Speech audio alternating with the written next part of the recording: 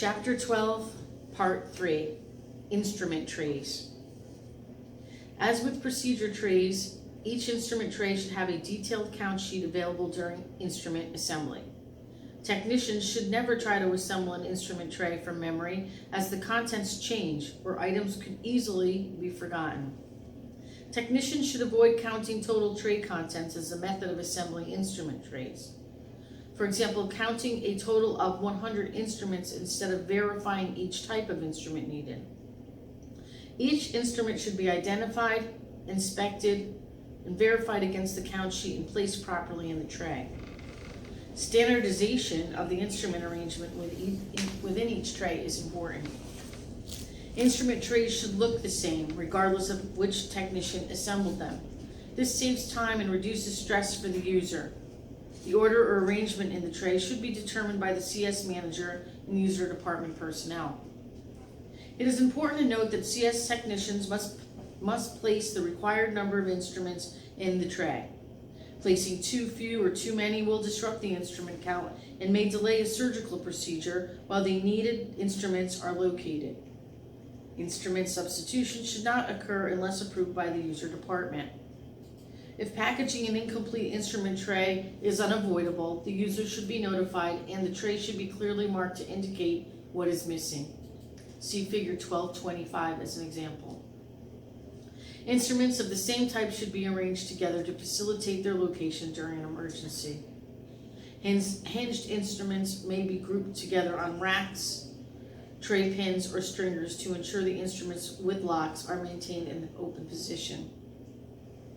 Heavier items must be placed at the bottom of the tray to avoid damage or more delicate instruments. Delicate instruments should be protected using items such as approved foam pouches, tip protectors, silicone mats, holding brackets, or posts. Instrument protectors should be approved by manufacturer for the type of sterilization method to be used. The use of towels or tray liners for cushioning instruments or wicking should be determined based on the metal mass in the tray and the external package's manufacturer's instructions for use. Gauze sponges should never be placed as additional packaging or wicking material in trays or packs. Surgery staff count gauze sponges during procedures, and their counts must be exact. The introduction of additional sponges into the OR as packaging material may cause confusion and affect the sponge count.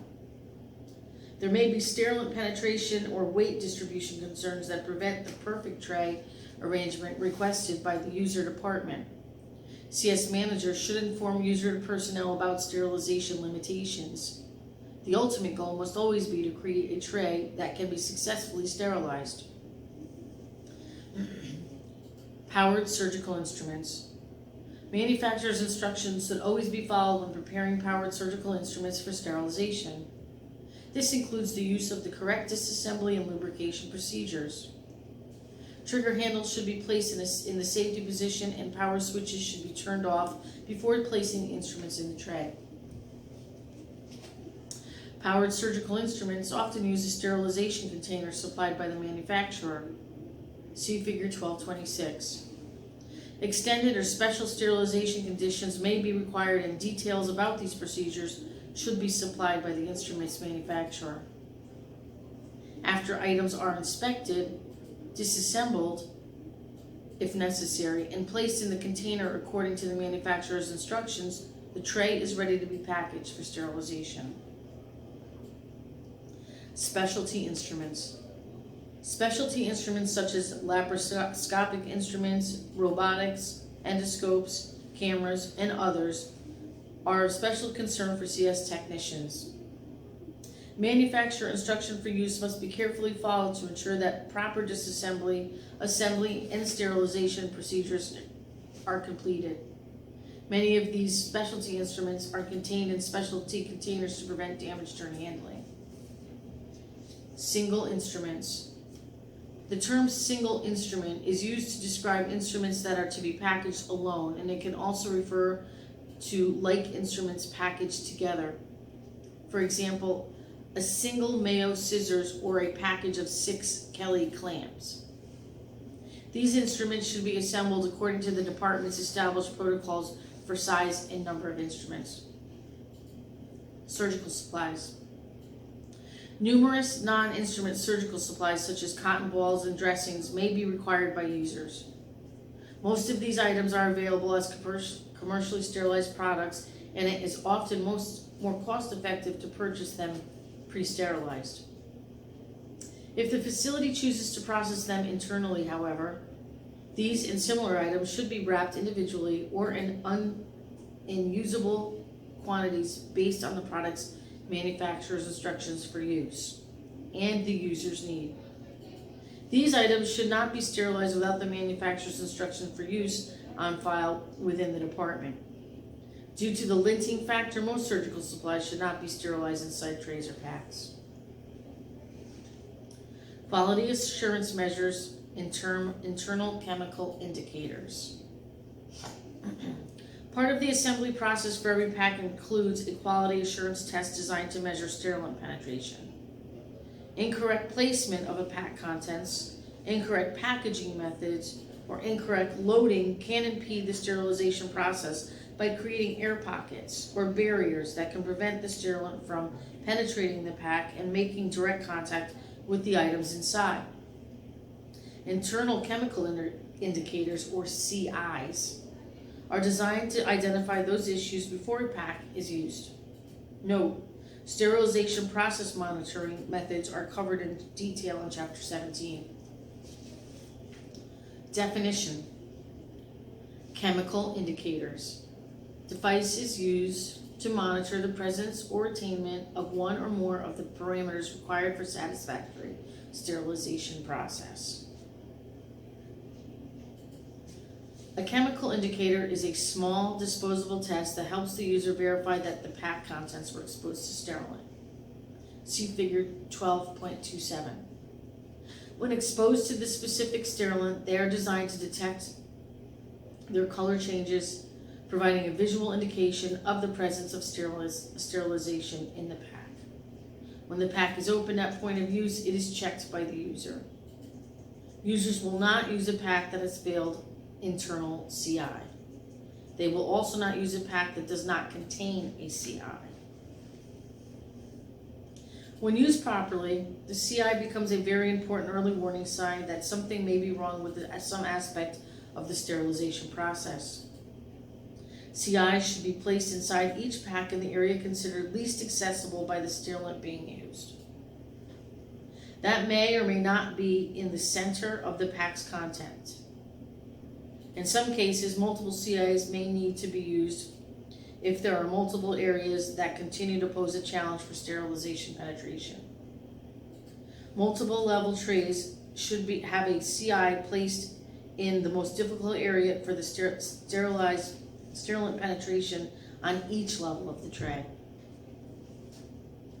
Commonly used internal CIs include Class 5 integrating indicators, which are designed to react to all critical parameters and to be equivalent to or exceed performance requirements over a specified range of sterilization cycle. When used inside a process challenge device, or PCD, non-implant loads may be released with the appropriate results indicated on the CI.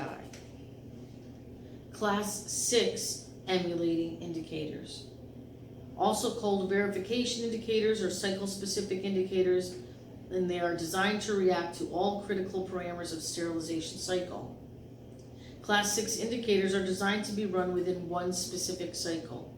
For example, 270 degrees Fahrenheit for 4-minute exposure.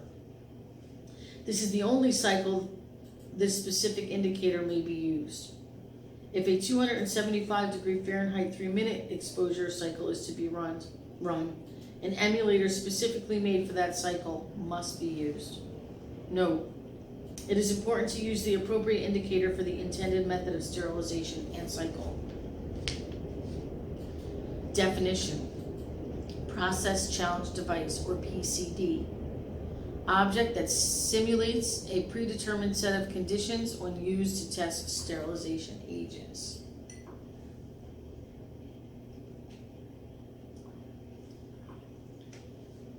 Basic packaging procedures.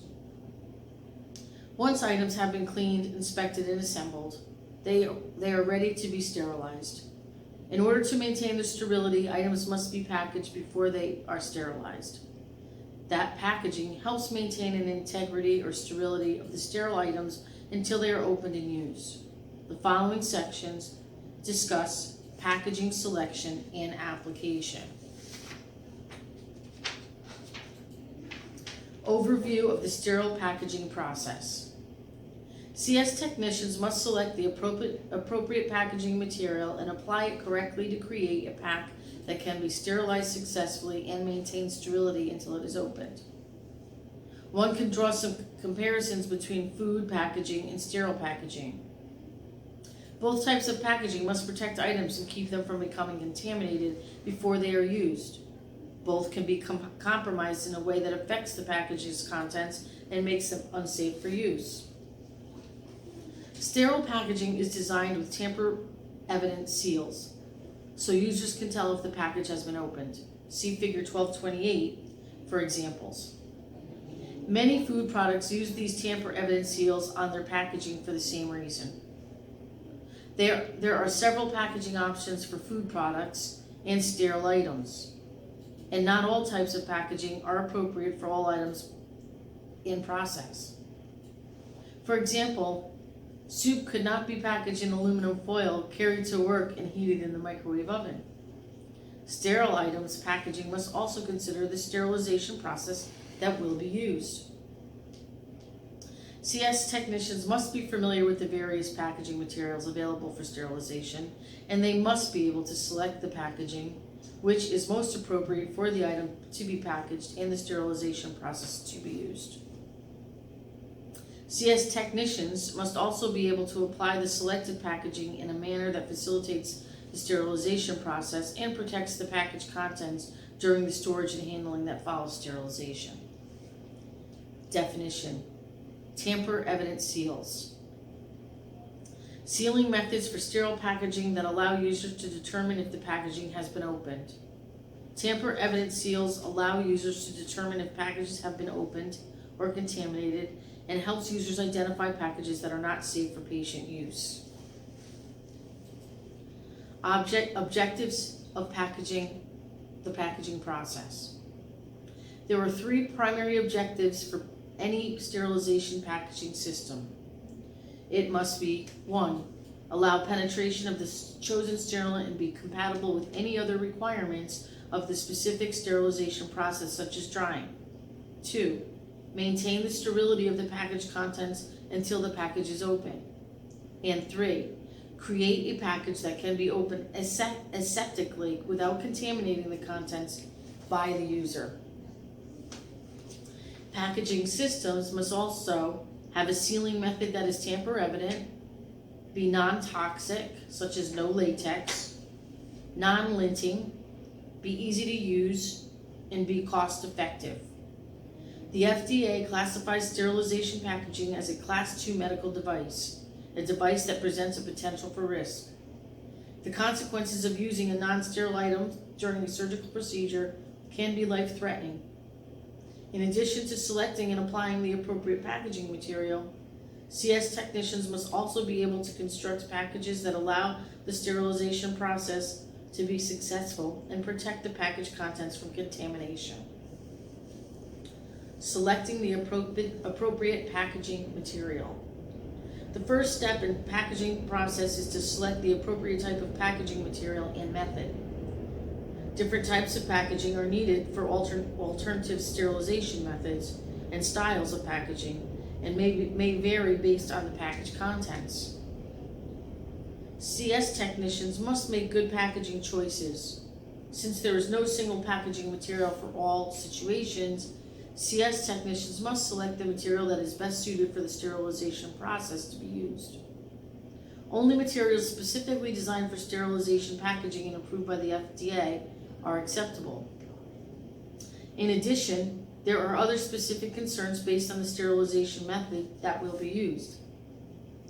Packaging used for steam sterilization must be capable of withstanding high temperatures of 250 degrees Fahrenheit to 275 degrees Fahrenheit, or 121 degrees Celsius to 135 degrees Celsius. The packaging must allow air removal and steam penetration to the contents and permit drying of the contents and packaging material. Packaging choices for ethylene oxide, E2O, sterilization must allow adequate penetration of gas sterilant and removal of the residual gas aeration. Packaging choices for hydrogen peroxide sterilization must tolerate a deep vacuum draw without absorbing the sterilant, interrupting the cycle, or damaging the contents. Packaging must also be cellulose-free. Finally, packaging choices for ozone sterilization should be cellulose-free, such as spun-bound, melt-blown, spun-bound, and spun-bound polyethylene. Both of these products are discussed later in this chapter.